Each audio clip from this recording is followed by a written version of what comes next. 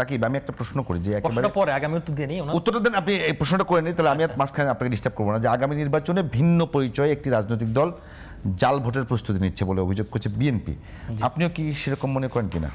জি, আপনাকে আবারও ধন্যবাদ।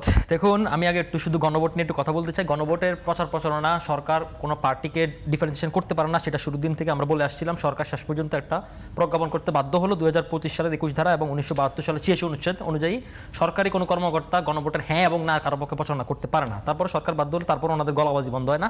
1 নম্বর ইস্যু। 2 নম্বর ইস্যু হচ্ছে, ধরেন আমি শুরুতে আরেকটা ওনাকে আমি তীব্র প্রতিবাদ জানাই, সেটা উনি বলছে যে বিএনপি উচ্চকক্ষে ওনাদের বান্ধবীদেরকে পাঠাবে। অত্যন্ত আপত্তিজনক শব্দ। বান্ধবী কাদেরকে পাঠাবে? কারণ ওনাদের দলের এক নেতাই অপর এক নেত্রীকে আপত্তিজনক কথাবার্তা বলেছিল, যেটাকে নিয়ে উনি কিছুদিন বহিষ্কৃত ছিলেন। সুতরাং এ ধরনের কথাবার্তা রাজনীতির সৌন্দর্যকে নষ্ট করে।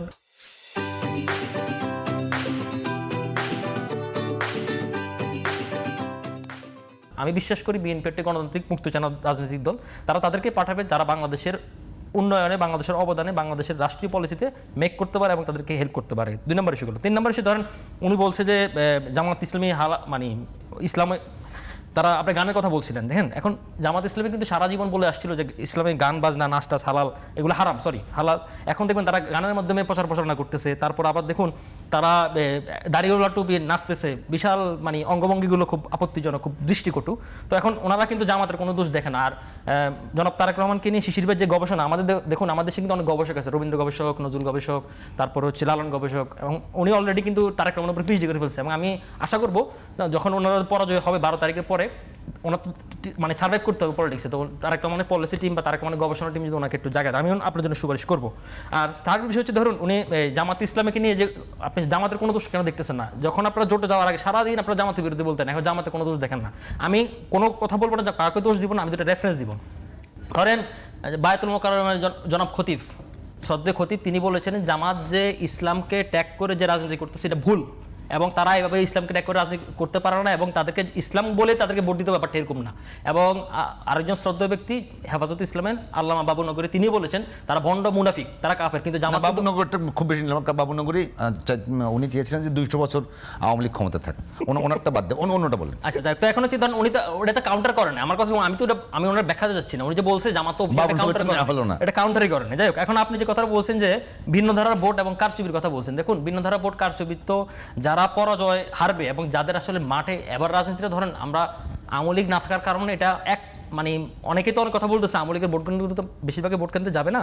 কিন্তু ধরেন আপনি যদি বাংলাদেশের রাজনৈতিক প্রেক্ষাপট দেখেন, আওয়ামী লীগ নিয়ে আমার কোনো সিম্পেথি নাই, এটা নিয়ে কথাবার্তা না, কিন্তু এটা নিয়ে আমার একটা সরকার চাইলে এটাকে একটা বিতর্কমুক্ত রাখার জন্য আওয়ামী লীগকে এক্সিকিউটিভ অর্ডার না করে বিচারিক প্রক্রিয়া বাইরে রাখতে পারতো। এটা আমরা আগে থেকেই একটু জানাই রাখলাম, এটা অনেক জায়গায় বলছি, সরকার চাইলে এটা করতে পারতো। 1.5 বছরে আওয়ামী লীগের দলীয় একটা বিচার করাটা কোনো কিছু ছিল না। হাসিনা যেহেতু রায় হয়েছে আওয়ামী লীগের হতে পারতো। কিন্তু আপনি দেখুন আপনি যে বলছেন যে ভিন্ন ধারা ভোট বা কারচুপি, ওই যে আপনার বিভিন্ন জায়গায় আপনি দেখেন, আমরা পোস্টাল ব্যালটের ক্ষেত্রে আমরা দেখেছি বিদেশে যে প্রবাসীদের ভোটগুলো, একজনের কাছে এতগুলো ব্যালট আসে কি হবে, কার পক্ষে গেছে না গেছে আমার দেখার বিষয় না, কিন্তু একজনের কাছে এটা তো আসলে ট্রান্সপারেন্সিটাকে নষ্ট করে। তারপর আপনি দেখুন লক্ষ্মীপুরে ওরা একটা মেশিন বানাচ্ছে জাল ভোটের জন্য, তারপরে বোরকা পরার জন্য অনেক কিছু করতেছে, কৃত্রিম লাইন সংকট করার জন্য ওদের অনেক পলিসি করতেছে। কিন্তু আমি বিশ্বাস করি নির্বাচন কমিশনের বিরুদ্ধে অভিযোগ ছিল এনসিপি যে এটা বিএনপির মনোনীত, তাদের কাছে কিছু বলা হবে না? মানে ইসির কথা বলতেছেন আপনি? এখন ইসি তো 5ই আগস্টের পরে গঠিত হয়েছে। এখন কিন্তু ইসিকে আপনার শুধু আমি বারবার বলেছি, ইসিকে কোনো টেস্ট কেসের মাধ্যমে আসতে দেওয়া হয়নি, এবং সে কিছু টেস্টিং কেস করতে পারলে এবং তার সক্ষমতা দেখাতে পারলে ভালো হতো, কিংবা মানুষকে ট্রেন আপ করা, অ্যাডভোকেসি করার জন্য। কারণ এবার হচ্ছে 4.5 কোটি তরুণ যে ভোটার আমরা বলছি, তারা কোনোদিনও ভোট দেয় নাই। তো তারা, আমি নিজেও কখনো ভোট দিই না, এবং ভোট কীভাবে দিতে হয়, কী সিস্টেম, কি সরকার, এই লেভেলের যথেষ্ট পরিমাণে অ্যাডভোকেসির ঘাটতি রয়েছে। আর আরেকটা বিষয়, আপনি গণভোটের বিষয়টা আনেছিলেন, গণভোটের বিষয়টা একটু বলতে চাই। ধরেন গণভোটের যে মানে বাংলাদেশের সিস্টেমে গণভোটটা হচ্ছে, এক হচ্ছে কি প্যাকেজ আকারে গণভোট পৃথিবীতে খুব কয়েকটি দেশে হয়েছে, কিন্তু সেখানেও এগুলোর ইম্প্যাক্টগুলো খুব খারাপ। কারণ প্যাকেজ আকারে গণভোট করছে, সেটা হচ্ছে কি অসাংবিধানিকভাবে দেখা হয়েছে এবং পরবর্তী সময় এটা প্রত্যাখ্যান করা হয়েছিল। আরেকটা হিসাবে দেখুন আমাদের দেশে আবার গণভোটটা কিন্তু একটু ভিন্ন তরিকে হচ্ছে। ধরেন আপনার পার্লামেন্ট আপনি স্থগিত করে দিচ্ছেন, কিন্তু কনস্টিটিউশন ঠিক রেখেছেন, কনস্টিটিউশন না রেখে আপনি মানে গণভোট করতেছেন, এটা আসলে রুলস মানে ব্রেকে করলো আর কি। তারপর আপনি দেখুন এটা সিস্টেমটা হচ্ছে কি আগে পার্লামেন্ট, এগুলো কি বিএনপি জানে না? বিএনপি এগুলোকে অপোজ করছে, কিন্তু বিএনপি রাষ্ট্রের স্থিতিশীলতা মানে রক্ষার্থে BNP এগুলোকে মেনে নিছে।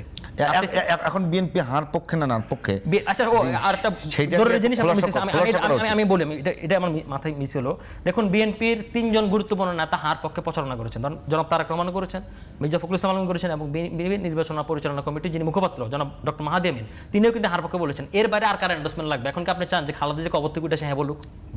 ইয়াতে মানে আর কোনো ক্যাম্পেইন দরকার নেই। ক্যাম্পেইন ওরা তো বলছে যে আমরা হ্যাঁ পক্ষে। এবং আপনাকে আরেকটু বলি, ধরেন বিএনপি ইশতেহার যে 51 দফার ইশতেহার দিয়েছে, ইশতেহার মধ্যে স্পষ্টভাবে তারা বলেছে তারা জিয়াউর রহমানের 19 দফা, খালেদা জিয়ার ভিশন 2030 এবং তারেক রহমানের 31 ধারার আলোকে সাথে জুলাই সনদকে সামঞ্জস্য রেখে তারা আগামীর বাংলাদেশ পরিচালনা আমি করবে। আপনাকে এর চেয়ে বড় স্টেটমেন্ট আর কি লাগে বলেন আপনি এবার? একদম এখন আমি আপনাকে আমি না 30 সেকেন্ড শেষ করি, 30 সেকেন্ড শেষ করি। আমি আপনাকে 2-3 মিনিট না, দিচ্ছি। আপনি 30 সেকেন্ড শেষ করি, 30 সেকেন্ড শেষ করি, 30 সেকেন্ড শেষ করি, 30 সেকেন্ড শেষ করি, শুনেন। প্রশ্ন করে নিই। আমি 30 সেকেন্ড শেষ করি। ধরুন হচ্ছে কি আপনি আইনগতভাবে কোর্টের মাধ্যমে আপনি বিয়ে করেছেন, তাই না? এখন হচ্ছে কি কোর্ট কিন্তু আপনাকে ম্যান্ডেট দিতে পারবে না যে আপনি আপনার স্ত্রীকে ভালোবাসতে হবে বা আপনার স্ত্রী আপনাকে ভালোবাসতে হবে। সুতরাং এটা একটা আন্ডারস্ট্যান্ডিং এর ব্যাপার। এখন ধরুন ওনারা যে পরিবেশটা নষ্ট করতেছে, ইলেকশন কেন্দ্রিক, জুলাই সনদ কেন্দ্রিক, আমাদের সামঞ্জস্য কেন্দ্রিক, এটা ওনারা নষ্ট করতেছে। বিএনপি তার পক্ষেই রয়েছে এবং বিএনপি তার পলিসিকে সাথে রেখে পাশাপাশি জুলাই সনদকে সামঞ্জস্য রেখে আগামী বাংলাদেশ উন্নতি করতে চায় এবং আগামীতেও আমরা এটা করতে চাই।